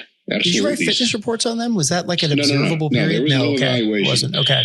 No evaluation. It was a school year. So, the expectation was you come, you learn, you do the reading, you do the work, and you graduate, and then you go back to your MOS. Yeah. Did you ever see any students actually kicked out of the school because of performance, or did most of them kind of slide through? I did not. I think something happened shortly before I got there, a year or two before I got there. Some wackiness going on, but I never saw anybody get kicked out. I had one personally that I felt should not graduate, but we graduated him, and like I said, he recognized that he was not pulling his weight on the rope, if you will, and he got out. So I respect him for that. So interesting, because you were a major, but in measured in years, they were really not that far behind you. 4 or 5 years? 4 or 5 years. But it was all, that's 4 or 5 years of fairly significant experience, especially in light of what we're teaching there. Right. But I guess what I was getting at was you've been out for 5 years, right? Mm-hmm. Right. So any captains from your class now generals? I don't know. I would not be surprised. Yeah, I would have to go. I would have to look, but I would suspect there might be. It would probably be interesting to look back and say, like, never saw that coming. Or I saw it a mile away. That'd probably be pretty interesting. I say that more about some of my peers. Some of the guys so do I, man. That I grew up with, and I'm like, are you kidding me? I'd love to take some jabs at him right now, just out of some fun, but I won't. No, it goes back to what I was saying an hour ago, which was, I close my eyes and I see some of those guys as, just lieutenants, but your time at teaching there at the school is an interesting, quick trailer to the movie Introduction, because you had a unique experience that related back to your time at 211 with a Marine officer who became a general officer and retired as a 2-star, who is going to be a future guest on the podcast as well. You want to talk about General Spies at all, or? Sure. So my first 2 years at the schoolhouse, the director was a great officer named John Keenan. And my last year, the director was at the time Colonel Mel Speece. Now, you need to make note of this, Dave, and you need to ask him about this, because this goes back to the discussion from 211, where when he first came and took over the schoolhouse, and he's walking the corridor and he's going into all of his instructors' offices, doing one-on-one time with them. He walks in my office, and I had a guide on the wall from Gulf Battery, 2nd Battalion, 11th Marines, which and that's I like commanded. that's a flag. A It's guide on's like a flag, right? Yeah. And he looks at it, and he looks at me, and he said, "Matt, when were you in 211?" And I knew this question was coming, and I did not take it down, because I wasn't going to be that guy. And I said, "Colonel, I was there then." And he goes, "You know what I'm talking about?" And I said, "Yes, sir." I said, "I was the OPSO during all of that." And I said, "I'm just grateful to God, and by the grace of God, we didn't kill you or anybody else, because again, that battalion was so bad, and the leadership failure from the top had so permeated that we had firing incident after firing incident." And what I mean by that for your listeners is, when you're training with artillery, you're shooting real explosives, 100-pound explosives. Yeah, there's no such thing as a blank. No, there's no such thing as a blank. And, they're going, 10, 12 miles. And when you mess something up and they land in the wrong place, it puts people in peril. And we did that multiple times during that training exercise. And one time it came very close to Colonel Speece, who was an instructor at that time in 29 Palms before he came to be my boss. So yeah, that was my start with General Speece. But we quickly developed a very strong bond, and you'll learn this by talking to him. The guy just, he's so passionate about leadership and doing things the right way, and he's a very, very dedicated, strong family guy, and he took a shine to my family, which I'm all grateful for.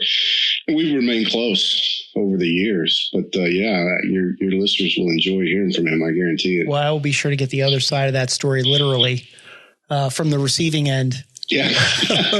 and just to give what you said some context about, the seriousness of that, in the artillery community, there are so many checks and systems in place that are put in place to ensure that those live projectiles don't go anywhere near people that they could injure or are not going to go anywhere they shouldn't go. There's a lot of, and we won't get into all the technical aspects of that, Matt, but suffice it to say, if the listeners can imagine, there's a lot of safety, and we literally call it that, safety and precautions and procedures in place to ensure that the probability of artillery shell going somewhere where it isn't supposed to go doesn't happen. And so when it does go somewhere that it's not supposed to happen, there is such a cataclysmic failure, not just with one person, usually not just with one person, but when an artillery unit is firing shells somewhere that it shouldn't be, it is evidence of a massive systematic failure from echelons of leadership way higher than where the problem actually took place. Yeah. Yeah. So, the testament to the poor leadership at 211 at the time was probably a lot more than just the guy that wanted to go back and take the shower because he didn't like showering in dirty showers. There was a whole lot going on there that you saw. And maybe a lesson to be learned there, or to at least surface, is that even with an all-star cast of artillerymen that you mentioned before, I know every single one of those Marines and hold them in the highest regard. And there were still leadership. There were still other leaders that poisoned the entire well of that battalion. That's a fact. That is a fact. It's a testament to, people act the way they're treated. Mm-hmm. Yeah. So then you went on, you deployed to Iraq with 211. And I don't know if you want to share any stories from that. If there's any moments that you had, moments of leadership that were these crystallizing lessons learned, whether they were big or small. Well, the biggest thing there was, again, so now I'm transitioned back to tremendous leaders. Mike Fraser is my battalion commander. Joe Dunford was the assistant division commander. He was a 1-star at the time, so he was my reviewing officer, which would mean he was 2 levels above me. Oh, so that's how you knew him from the story before about the locker room. That's knew correct. him before that. Okay. Yeah. So he wrote my evaluation. And General Natonsky, as the commanding general of 1st Marine Division, and General Sattler was the commanding general of 1 MEF. And And even in the most trying times, which was the Battle of Fallujah in November of 2004, you just felt like you were in good hands, and it made you willing to do things that didn't always make you comfortable, but you just felt like you were in good hands. And I just remember being in awe. It's like, this is what it's supposed to be like, as bad as this is. I feel like I've got leaders who are focused on the mission, but also taking care of their people. And it was tremendous. Yeah. Did you see any tough decisions have to get made over there? Yeah, all the time. I mean, everything you did was a tough decision. To send people into a building in the Battle of Fallujah was a tough decision. Everything you did was a risk that had to be balanced. But people knew, okay, this is what we're here to do, and that's what we did. Yeah, it's another interesting component to leadership, I think, too. And maybe this isn't something that we do a very good job of training Marines or leaders on. What we expect them to exercise is risk management. We don't talk about risk management really, or how to calculate odds or how to mitigate risk, even when you do have to send somebody into a building. But yeah, somehow we figure it out. That's correct. That's true. And so that was a very challenging time. That was, a very bright spot of the war in terms of the level of the intensity level and the level of kinetic activity going on at the time. But again, I've never felt more comfortable with the leadership that had my overwatch. So I'm talking about bullets flying back and forth and vehicles rolling over IEDs all the time. I'm talking about RPGs. I'm talking about mortar rounds coming into your paws on a daily basis. All that. Right. Yeah. Just when I hear the word kinetic, I think back to high school science class, and now we use that term for listeners, that means the shit's going down and lead's flying both ways. And it's synonymous with a firefight. So after 2/11, did you then go right to Anglico, or? I did a little bit of time on the division staff, but it was not very significant because the division was spooling back to return to Iraq. And because I had been slated to take over Anglico, and Anglico had a deployment date that was a few months later, I did not go back to Iraq with the division. So I just did some time on the staff, just trying to keep things going in the rear.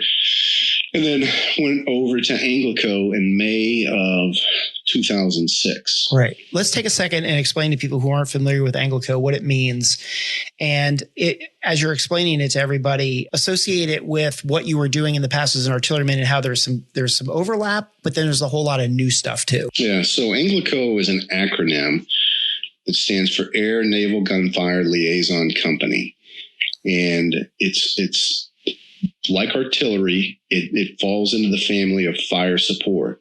And what I mean by that is the Marines of Anglico are trained exceptionally well to call in artillery fire, naval surface fire, and the real premium at the time that I was there was to provide terminal control of aircraft who are delivering ordnance onto enemy targets, which was a very, very specialized skill.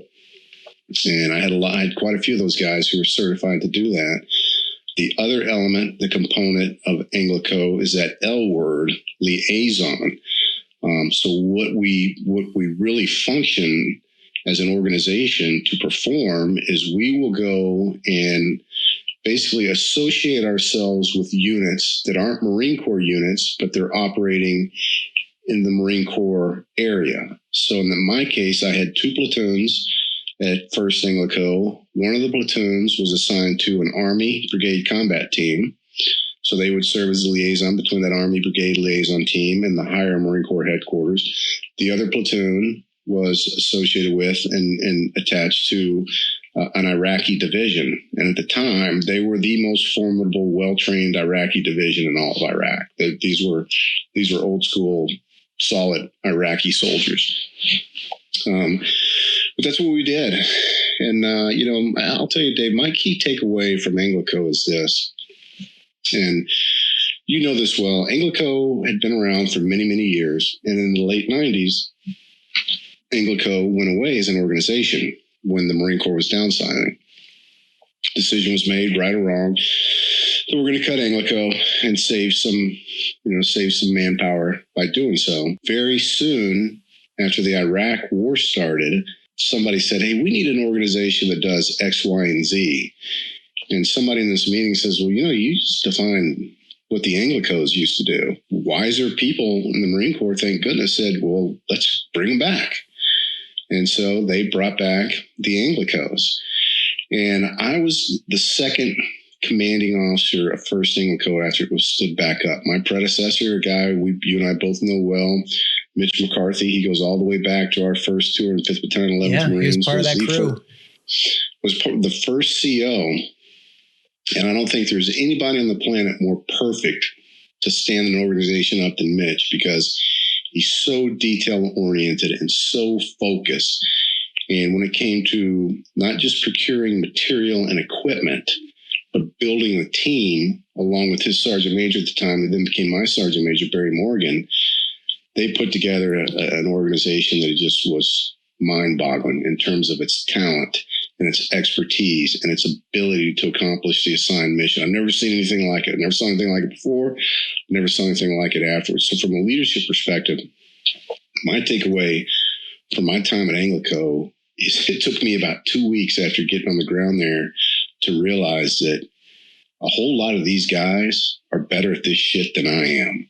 And you know what? That's okay. That doesn't mean I'm not in charge. That doesn't mean I'm not the leader.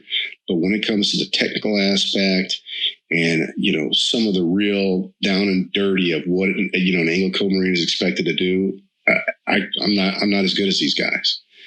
And I came to terms with that and realized, okay, I'm going to continue to learn, and I'm going to try to learn from my guys every opportunity, every chance I get.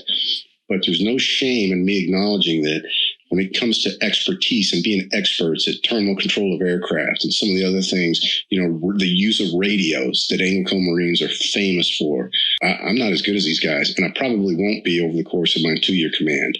So accept it, acknowledge it, never stop learning, but don't let that make you think you're not in command or you're not in charge, because you still are. Right. I heard a really great quote 2 weeks ago from retired Lieutenant General Boomer Milstead, who was a Cobra pilot. And he made the comment, I wrote it down, I'll never forget it. You don't have to be the best horseman in the cavalry to lead the cavalry. Yeah. Yeah. Well, he just summed it up much better than I did, but it's saying the exact same thing. Right. Well, he was a 3-star general, Matt. You were a colonel. So, right. And it's true. And leading in any organization, whether it's Anglico or a Cobra squadron or a civilian company, it's the same thing. Like, you cannot expect to be a great leader and also be the expert in every single thing. And that's why that leadership skill of delegate, again, another leadership trait that just aren't in our list of them, but like your ability to delegate to people and trust them and make sure that you're setting the conditions for success of the people that are working under you, so that you don't have to be that expert. All you have to do is set your expectations, set the conditions for the success, and actually let them do their jobs. Yeah. And that's such a huge component of leadership. And you basically just said that. But I think it begins with an acknowledgement that at some level, when you're a leader, you do not have to be the expert in everything to be seen as or conduct yourself as the leader. Yeah. So here's a quick story that happened a couple of years after my time at Anglico. This was after my Pentagon tour, and I'd gone back to division, and I was I was a few months from taking 06 command, and I was in Afghanistan, and I was G3 of 1st Marine Division. So I was working hand in hand, with MEF, and there were a couple of lieutenant colonels on my staff who were in the 3 shop who worked for me, and they were planners. They were plans officers. They'd gone through the formal schooling of learning how to be a planner. And one evening I was over in their office, and we were just talking, and they'd both been slated to take command of infantry battalions. And they asked me, they said, sir, what advice would you give us before we go into command? Like, what are some of the things you remember the best? And I said, well, I'll tell you something. I said, one of the things I remember best is I spent a lot of time being bored. And they said, well, what do you mean by that? And I said, well, let me tell you, I said, when you're in command, if you ever find yourself doing the kind of things you're doing now, and what I mean by that, if you're find yourself putting PowerPoint slide decks together or Excel spreadsheets or even writing orders other than just reviewing what's been given to you, if you ever find yourself doing that stuff, one of two things is going on. Either your command is in total disarray or you're hiding in your office because you're not comfortable being a commander. I said, and I told him, I said, I was a plans officer before I went to Anglico also, so I know exactly what you're doing. I know how challenging it is, how time consuming. I said, but the one thing I learned within a couple of weeks of getting to Anglico is by 7:30 in the morning, I had read through all my emails and I was sitting at my desk like, okay, what am I doing? What do I do now? And I said, you've got to be the guy who gets up and gets out of your office and goes to wherever your Marines are, whatever you have them assigned to do, and spend time with them. And I said, if you ever find yourself as a commanding officer in your office working on your computer, you need to pause and ask yourself what's going on. Yeah. Because that's not what you're getting paid to do. Right. And it was so interesting because rewind back to 5/11, we didn't even have computers back when you and I were lieutenants like that. And so that wasn't instilled in us as young officers. That became a trait of ours, as we got older. The motor pool and, or the gun park, wherever. Yeah, right. If you were to rewind back from that statement that you learned about as the commander of Anglico and not being the best horse rider in the cavalry and went back to your time as a lieutenant, do you think you did a good job delegating and letting the NCOs do their job? Or do you feel like you maybe would rewind and say, like, I wish I did that all differently? No, I'm comfortable with what I did back then because, again, going back to the story I told you about those guys educating me, I had so much trust in them. And that's where I feel like I really learned the skill of being a listener. Was during my initial tour in 5th Battalion, 11th Marines. And, come to the realization that everybody has something to offer. And, it doesn't have to be your idea. Give the credit, to somebody else and, let it be their idea. And because when that happens, now they've got additional pride in it. And so I was comfortable with, the way it went at that point in time. Were there times that, maybe I didn't do it as much? Sure. But I think there are always factors driving that. Yeah. I remember that lesson I learned too, because then Staff Sergeant Ed Garrison, who I know was my equivalent of Staff Sergeant Avila. Was it Avila? Oliva, Joe Oliva. Oliva, right? Sorry, Oliva. If you hear this, same thing with Ed Garrison, right? Which was he kind of taught me, hey, here's what you should be doing, here's what you shouldn't be doing. Took an active interest in training me too, and kind of a similar story. I'll just tell real quick because I want to hear more about your stories and tell my own. But same thing, we had some inspection and, Rob Davis was famous for going down and just tearing a Humvee apart and finding every single thing that was wrong with it. And we had some inspection going on and I was worried that I was going to get my ass chewed if the inspection didn't go really well. And Garrison told me, he's like, hey, sir, the equipment's going to be ready for you to come down here and inspect at 1600. And so I'm like sitting in my office and I'm like, I need to get down there and supervise this. Look like I'm being proactive as a leader. And I walk down there at like, I don't know, call it 1300. He's like, sir, get out of here. He's like, don't come down here until, he's like, that would be like you getting ready for your portion of the inspection and Captain Davis coming down here and looking at things before you're supposed to be looking at them. You've delegated this to Corporal, I can't remember the corporal's name at the time, but yeah, I learned something. I think if I were to look back on my lieutenant time, I'm pretty sure I could have done a better job of delegating, but I'm having a tough time remembering anything that I really had the authority to delegate.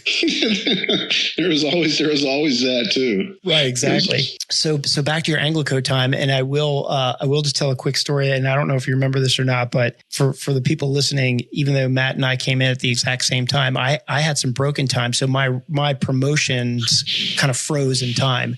And so there was a time there where I was still, when I came back on the reserves, I was still a captain and you guys were all lieutenant colonels and you had taken over Anglico, your change of command, and you invited me to come out. Right. So I was at your change of command with you, Hallinan, Mitch McCarthy, Frazier was there. I think Rice was there, a whole bunch of lieutenant colonels standing around after your change of command and me yucking it up. Right, with the 6 lieutenant colonels as the captain. That's right. I started getting the stink eye from one of your majors. And after we kind of all broke and we were walking back over, this is 511, you're still in the squad bays. Like your office space wasn't even in the new building yet. That's right. Because you guys had just reactivated. And I remember one of them grabbed me off the side and they were like, hey, Captain, what the hell do you think you're doing over there? Yucking it up with the commanders. I don't, what unit are you with? Who are you with? I'm like, oh, hey, sir, it's kind of a long story. I've known them for a long, and they're like, they start dressing me down. And then you guys are all walking away because you had some bar set up in the, right. And you just kind of look over your shoulder and you yell, you're like, hey, Belly, come on, man, let's go. And I'm like, hey, sir, I got to go. You can chew my ass later. They had no idea what was going on. It was really funny. That is a good story. Didn't really think about what that had looked like with a captain standing around just laughing like you were my old friends because you were. That's right. Anyway, quick story. So Anglo-Code, Ed. So then you're walking into a unit where you've got some background in it, but like you said, you didn't understand. You didn't have any background. Let's just say like terminal air control, right? Like being a joint terminal air attack controller, which is what Matt was saying before, was like the guy who's basically on the radio telling a plane where he should be dropping his bombs, and you're talking on the radio trying to get an airplane to drop his bombs correctly. Very difficult job, fast and three-dimensional. You take them to combat. Mm-hmm. Talk about your leadership challenges, getting ready to go to combat, and then I'm assuming a completely different set of leadership challenges when you were in combat. Yeah. So getting ready for combat, believe it or not, Dave, was relatively simple because at the time, the Anglo-Codes were just being stood back up and there were only two of us. So my guys were on a 7-5 rotation. What I mean by that, they spent 7 months in Iraq. They came home for 5, and then which is when I took command during that 5-month period, and then we went right back. So it was basically just some refresher training, making sure our equipment was all good to go. And then before you knew it, we were back. And I remember my guys telling me, because most of them, the guys who were returning, they went back to the same fighting position that they had left 5 months earlier. And they're like, so it just feels like we were gone for the weekend. Right. And are you just basically relieving in place, you back and forth with 2nd Anglo-Code, the sister unit, right? It's just you two back and forth. At the time, and I was then relieved by 5th. They got the Okinawa unit stood up. And so they finally got some breathing room. Right. And that was Joe Schrader, right? That was Joe Schrader. Yeah, he's a general now too. That's correct. Yeah. So they came in and relieved us. So that finally gave some breathing room to 1st and 2nd Anglo-Codes. So when you talk about the leadership challenges in country during combat, here's the one that I agonized over the most, Dave. And I had such trust and confidence in those guys. Those guys were so good. Again, I can't emphasize enough how good those guys were. So I never worried that they were going to fail, or even that they would do something absent-mindedly incorrectly. It just never. But my deal was this. So our organization, because of our mission, was spread out over a wide area. I mean, we covered all of Anbar province, right? From 1st Brigade Platoon was in Habaniya with the 1st Iraqi Division. 2nd Brigade Platoon was in Ramadi with the Army's 3rd Brigade Combat Team. And their teams were even broken down and spread out further.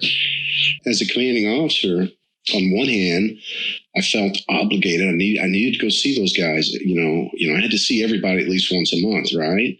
Because that was my job. I needed to be out there. They needed to see that I cared. They needed to see that I was willing to put myself at risk.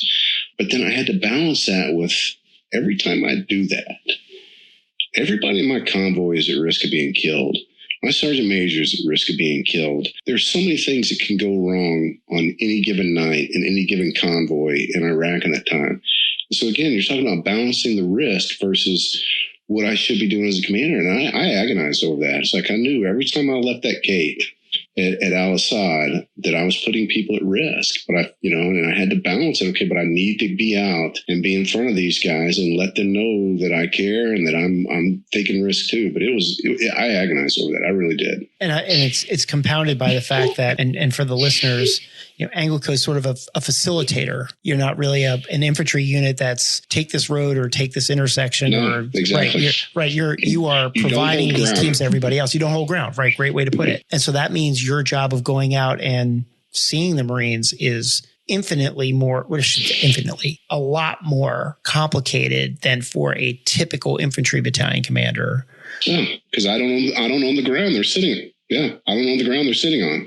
I own them, but I have to coordinate everything through somebody else who owns the battle space and understand, talk to them about, okay, what's going on in this area? What sort of threat is out there today? That was a challenge. And fortunately, we were able to balance it.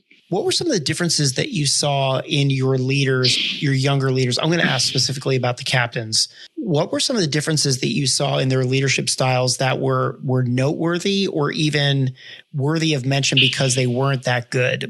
Did you have problems out there? Did you have any mavericks? And I really get interested in this maverick thing, maybe a little bit because of my own personality, but also because so many of our icons, whether it's in the Marine Corps or even in the movies, I mean, hell, we had a movie about a maverick with a character that was actually named Maverick, and how we revere these quote unquote characters. Chesty Puller was probably a maverick. Yeah. Or like Gunny Highway from, or the Great Santini, right? Another one, like these mavericks, and we revere them in our lore, but we despise them when they're in our units, Yeah. And so I'm fascinated to ask people who are on the podcast, like, do they remember having any mavericks? And if so, did you foster that, mentor them, or were they so aggravating that you were trying to get them out of your life? So in Anglico, it's a great question. So none of my officers fell into that category because every single officer there, Dave, was basically hand selected. They applied. When Anglico stood back up, they applied to come there. And these are guys, we talk about, did they have OIF experience? These guys had all been in Iraq, and they knew they were going back with Anglico, and they knew they were going to go back twice, and they all still wanted to be there. That's what was so phenomenal to me about this organization. These guys, they could have gone to the depot. They could have gone and done something different that would have given them, a chance to slow down for a little bit. But instead, they went from the operating forces as an infantry officer or an artillery officer or a pilot to Anglico, knowing what they were doing. So I didn't have it there. I did have a staff NCO who fell into that category, and I did foster it, and so did my sergeant major. And, here's what we did, and we knew, and I think this individual knew, the number of times he was going to be promoted again were not going to be many, because he chose to do things a certain way. He chose to be a maverick. He chose to be a maverick. And he said, you know what? We will embrace that as long as, you can be cantankerous with us if you want. You can debate as long as you remain professional and accomplish your mission. But, you don't have to do it this way, but we're okay with it if you do. And you see that in the civilian world too. The big difference is that you can normally associate and tolerate a maverick because there is some sort of financial success measurement to it. So like he's a maverick, but he brings in a lot of revenue, or he's a maverick but he's responsible for a lot of sales. And so you get tolerant. I think you almost breed that behavior. It builds on itself in the civilian world. And so it's also a tough challenge for people in the civilian world to figure out how do they control, how do they tame this tiger that they have held by the tail? And in the military, it's different because there's no measurement of financial success attached to a maverick. There's always, how difficult are they making my life relative to how much are they? That's right. There's some truth to that. But at the same time, if they're moving the needle and they're accomplishing the mission and they've got the respect of their subordinates, I can live with it as long as it doesn't cross a certain line. I can live with the debate. I don't mind listening to somebody else's idea. I also think it's a critical component to leadership too, because I feel like in the military, one of the things so if I was the commandant, I think one of the things I would try to encourage officers to do is, if you have the time to allow your Marines to share in the decision-making process, you should probably capitalize on that opportunity because you're training them through that. So I try to do that a little bit in my reserve battery, because I basically had the luxury of time every single drill weekend I wanted to. And I found that the more I involved the junior Marines in the decision-making process, the more ownership they took in it. Kind of an interesting topic about leadership and sharing in the decision-making and whether or not that fosters some better Marines. But difficult leadership in Iraq because your officers were so far spread out. How about the Marines? Were they the same? Were they also handpicked? The staff NCOs were. The junior Marines were not. But when you have that much talent above them, that we had our occasional issue. Mostly in garrison, the guy gets a DUI or a guy pops positive, and that's going to happen in any organization. But by and large, especially once we got in country, They were surrounded by so much talent. They operated at the same level. It's like being in a sporting event. You play to the level of your competition. Let's take a few minutes because I do want to talk about, this is probably a pretty valuable story for listeners to hear because you had a very strong connection with your sergeant major. I have this theory about leadership too, which probably isn't embraced by the military and it may be more of a function of just my time in the civilian world. But I have this theory like having a personal relationship with them that if you weren't in the Marines, you could probably see yourself being friends with them. And I have always found my best relationships with my staff NCOs to be the ones who, I also had a personal relationship with. I don't know if we give ourselves permission to be able to have more of a personal relationship that we do with enlisted Marines when we're officers, but you did. Yeah. So that actually goes back to, for me, recruiting duty, and I'll throw out this name again, Rob Gates. Before I left the battalion to go to Oklahoma City, he was a former recruiter, and he said, look, XO, you're going to get out there, and he goes, just understand, you're going to develop a different level of relationship with some of your staff NCOs than you ever had here. And he said, and that's okay. He said, there aren't many other officers for you to, associate with, and you're going to be at a lot more functions and probably having a lot more beers and doing stuff with staff NCOs than you thought you would. And he said, it's fine. He goes, just make sure it doesn't cross the line. And he was 100% accurate. I'm still very close to several of my staff NCOs from my time at Oklahoma City. And then when I went to Anglico, to me, it was just natural. And I told, there had been some rumors when I got there that there was some friction between some staff NCOs and some officers. And then it even bubbled over into some of the wives network, Dave. And, you've seen all that stuff before. And I told my wife, I told Carol at the time, I said, look, there is one person in this organization who is number one to me, and it's always going to be like that. And I said, that's my sergeant major. And I said, if that, knowledge guides you and the relationships you want to form with the wives in the group, that's fine. If it doesn't, that's fine too. But I said, and she's like, even more so than your officers? And I said, yeah. I said, more so than my officers. And he's my sergeant major. I mean, he's going to have more control over whether I come back alive than any of those officers will. And I said, and if I lose him, I lose the command. It's that simple. And so I was very fortunate that he's an incredibly professional, dedicated guy who the Marines just were in awe of. And because I gave him the platform, he in turn ensured things moved the right way. Isn't it amazing the impact one person can have on an organization with hundreds of people in it, and a testament to his leadership? And I never worked with him. Actually, I've never met him. Well, wait, I would have met him at your change of command, but briefly, right? Yeah, you would have met him there briefly, probably. You're probably lucky. Don't take that the wrong way. I mean, imagine how hard your life would have been if you didn't have him or if you had somebody else who was not a good sergeant major. Yeah, I was lucky, dude. Trust me, I recognize that. I really do. Well, yeah, I've got my theory about making our own luck too, but maybe that's something for another podcast. What I really want to do is I just want to take a second and kind of roll up, right? You had 5'11", you had the great relationship with your staff NCOs. You learned about listening. You learned about the power of mentorship. You went to Oklahoma City. You had a challenging time with that tragedy, but it reinforced the training that you had and how those basic things that you learned just kind of kick in innately and instinctively. You took that experience. You went to 211. You saw a bad command climate, further imprinting on you the need to actually be a great leader, set an example, don't put yourself first. Again, all sounding like very basic things when you roll through them, but these are all very formative things. You go and teach a captain's career course. You get exposed to some great captains. You also bump into general speeds and you see the power, maybe the power of forgiveness, or acceptance, let's call it. And then rolling back into 211, deploying to combat, and then ending up at Anglico and all the challenges there with command being so spread out and the agony over those decisions. All of those things kind of, in my mind, when I think about those, all roll them up together, those are some fantastic connections that led you to a command in combat where all of those things had to connect through to create the leadership style that you had there and you were successful with. I would agree with that.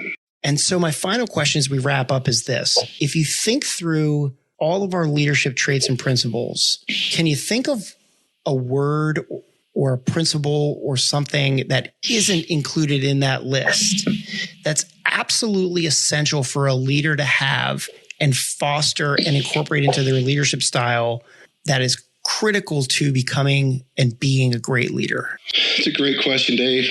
I think to me, it would be, and you may be surprised by this, it would be compassion. Maybe something I wouldn't have said 15, 20 years ago, but I do believe it now. And just, again, I put compassion in the same compartment of my leadership toolbox that I put in selflessness and just being concerned about people to the point that when there are challenges, you first thought is, how do I help this guy? And that doesn't mean being weak. That doesn't mean bailing them out of a bad situation they might have put themselves into. It means understanding, trying to understand the situation that they may be going through, and can I help them? Because I know if I do, it will in turn improve the overall performance of the organization. And that is such a fantastic wrap up.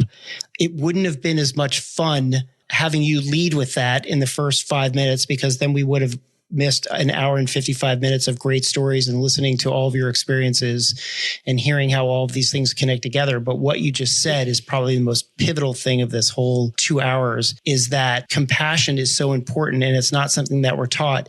And you said it really clear, which was maybe 15 years ago, you would have never said that, but now you do. And there was some sort of connection of all of your experiences together through all of your times in the Marine Corps and all of your time as a leader, to where you got to a point where you realized that's something that didn't come naturally to you way back when, and something that isn't spelled out on our leadership books is so critical to leading people, which is compassion and having compassion for other people, because people act the way they're treated. And if you treat people with compassion or you can say empathy, caring about them was the other way you said it. Those are things that aren't obvious to young leaders, but maybe they ought to put in their own toolkit earlier so that they have the luxury of applying that leadership trait or principle to their early time in career. Because if you flash back to your time at 511 and you had been more cognizant of the power of compassion, you could have had an even bigger impact on Marines' lives than you did. Not that you didn't. I'm just saying, like, it's interesting that all the stories that you've just shared with everybody for 2 hours has led to a statement where compassion is something that is overlooked. It is a very powerful takeaway. And we'll go ahead and end it there. Matt, I want to tell you how much I appreciate time today, sharing your stories. I know some of them were difficult. I appreciate more than I can ever articulate our friendship that we've had for 3 decades.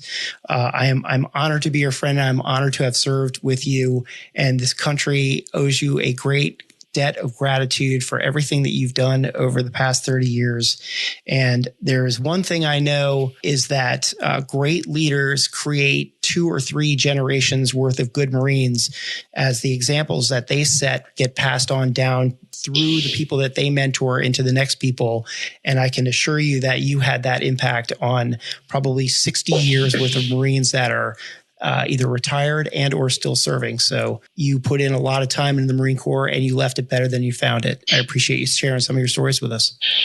Thanks, Dave. It's been a pleasure. It's been a true pleasure. And like I said, to start with, any time spent with you, I consider to be good time. And I appreciate you inviting me. And I look forward to listening to your future guests. I really do. Thanks. I look forward to catching up with you for a beer or two. So with that, thank you for listening to Moments in Leadership with retired Marine Corps Colonel Matt Cooper, a very old friend of mine and one hell of a Marine. So Semper Fi, Matt. Semper Fidelis, Dave. Be safe, my friend.